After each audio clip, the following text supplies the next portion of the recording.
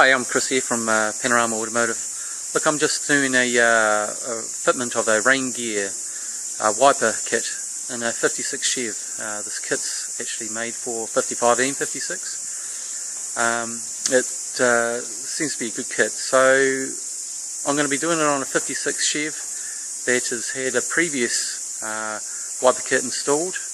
The cotton reel system has been taken out, and it's got like a chain wire set up. I can't really pick which manufacturer it's from.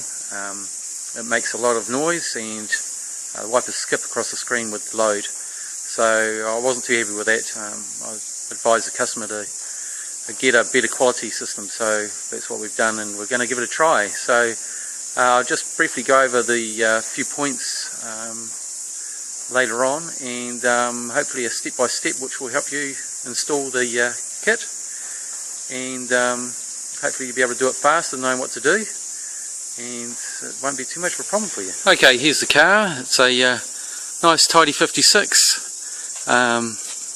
Customers already started pulling the wiper pivots out, so it's a little bit of work that I won't have to do. It's got a chain system being put in.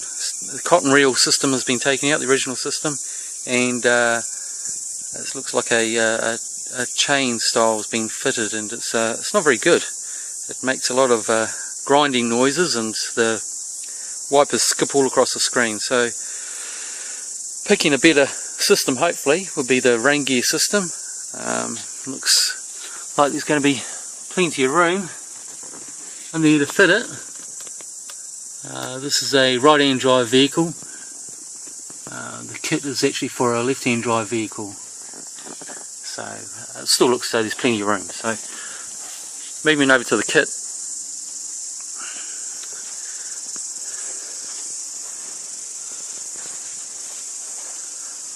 this is a kit here from Raingear. It seems to be very well manufactured, well packaged. It arrived to me in very good condition through Classic Industries.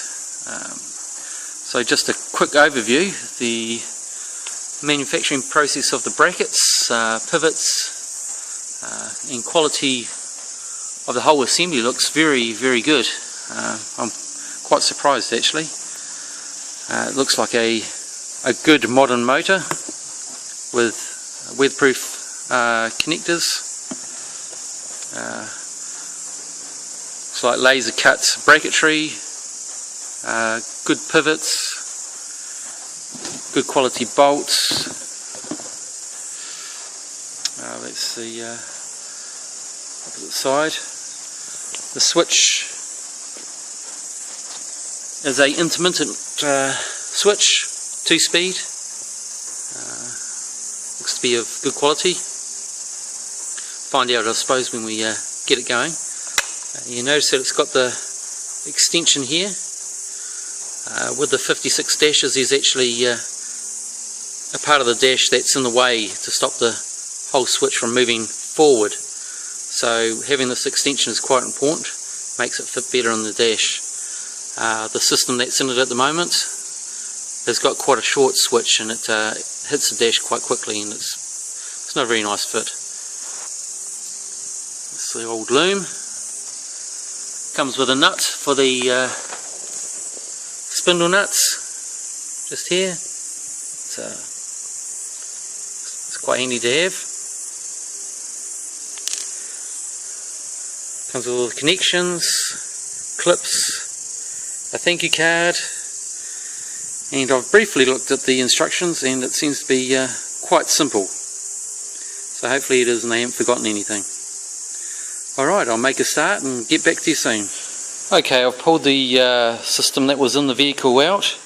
Some of you might already recognise this system.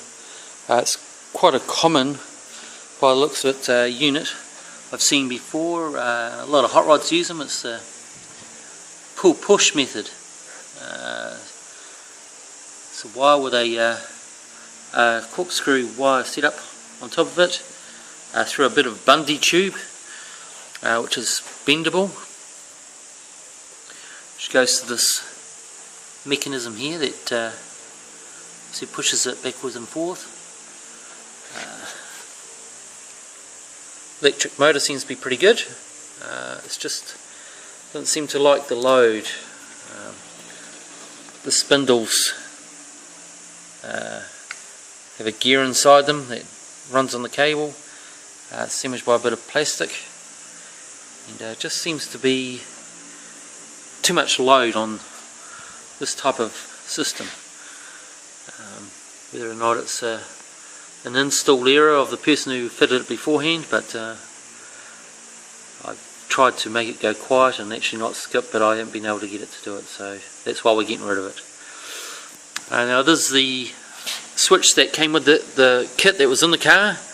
As I mentioned before, this part here, very close here to the shape of the dash, which comes in like this. It's basically a design error. I reckon it should be long like the Raingear setup. We can put the main control unit back from the dash. There'll be plenty of room to mount it properly. The other thing I noticed with this kit when it was running, relay was very noisy, annoying noisy, so I wrapped it with a bit of sound deadener to try and quieten it up a bit. It's not the kind of noise you want to hear while you're driving along with the wipers on. So that's the kit pulled out. It might be alright in a small vehicle, like a hot rod, a early 30s hot rod with a small windscreen and small wiper blades, but it definitely doesn't like the larger wiper blades. So on with fitting the Raingear system and let you know. Okay, up to instructions of fitting the motor and bracket assembly to the left side of the car underneath the dash. Being a right-hand drive car like this one, we don't have a dash cluster, steering column or a whole pile of wiring in the way, so we're actually got an advantage there. But saying that, we've got a little bit of a disadvantage. In the diagram it says attach motor to this bracket, which is normal for where the steering column comes past and comes up, and there's a rod and it attaches to here. This is where the motor will obviously sandwich between and be attached to this bracket, which is spot welded to the bulkhead. Now right-hand drive cars like this one doesn't have one. It's got nothing there at all. Okay, so I'm going to have to make up a bracket so we can mount the motor up. I don't know if you can see that. There's the hole there in the bracket. There's the motor way up here. There's plenty of room. It's an advantage. So I'm going to have to make up a bracket, attach it to the bulkhead so we can run the bolt through here to here. So it's not a big distance, it's just a little bit of fabricating and we'll make it work. I've just slipped the motor through the spindle hole, put the rubber washer on first for the seal, a large spacer, and then the brass nut to captivate the spindle in its spot, and then we're progressing down to locating underneath the dash for the motor. Okay, I'm just putting in the left hand side wiper linkage to the motor.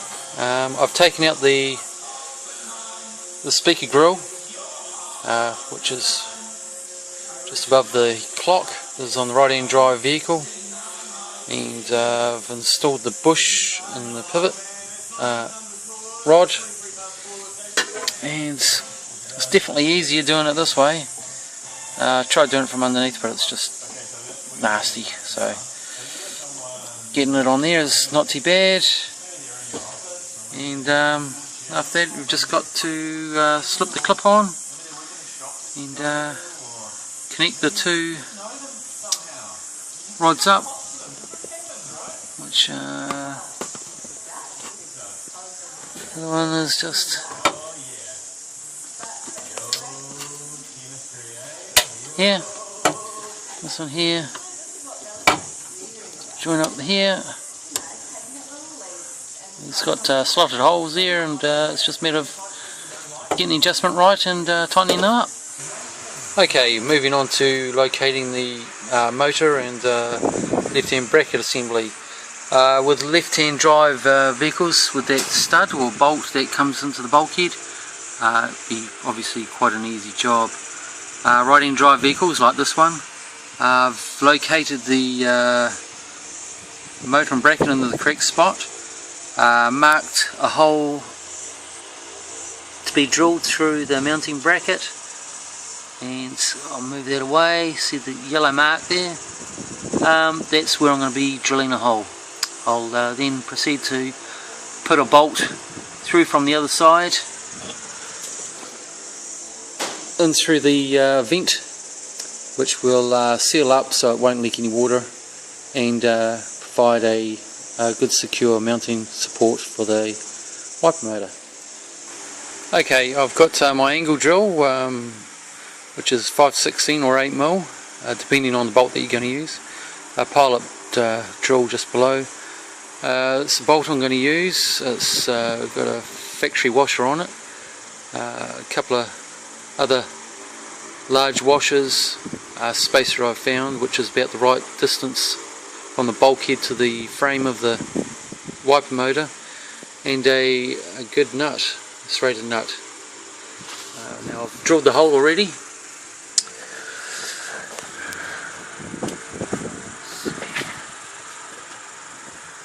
That's it there.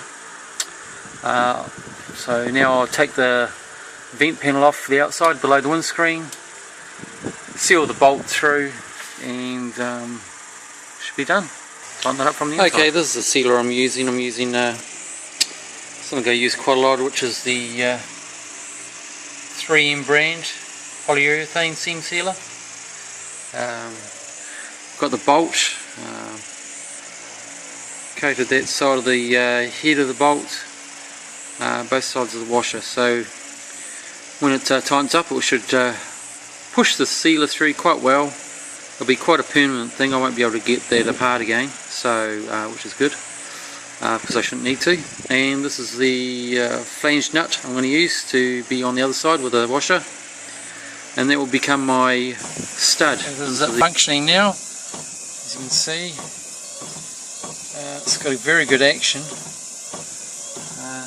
Looks very smooth, nothing touches or binds, and yeah, what more can you say? It's a good kit.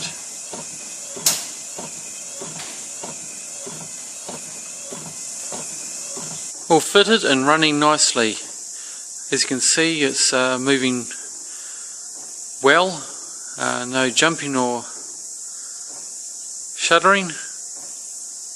I'm quite impressed with it. It's very quiet and seems to do exactly what they stated it will do. Awesome. Okay, quick summary on the wiper install. Overall I'd say it's a very well presented and made kit. Was relatively straightforward to fit. A lot easier probably on a left-hand drive vehicle rather than right-hand drive, but it seemed to work alright on right-hand drive.